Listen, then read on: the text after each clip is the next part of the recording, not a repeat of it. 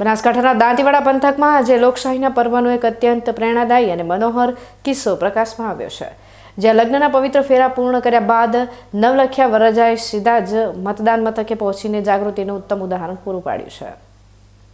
દાંતીવાડા તાલુકાના ગુંદરી ગામે આજે શરણાઈઓના સૂર વચ્ચે લોકશાહીનો શંખનાદ પણ સંભળાયો હતો.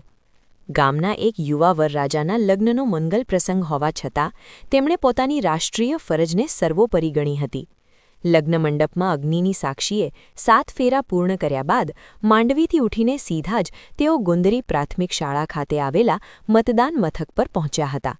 માથે સાફો અને લગ્નના ભવ્ય વસ્ત્રોમાં સજ્જ વરરાજાને મતદાન મથકે જોઈને ત્યાં હાજર રહેલા અન્ય મતદારો અને કર્મચારીઓ પણ આશ્ચર્યચકિત થઈ ગયા હતા.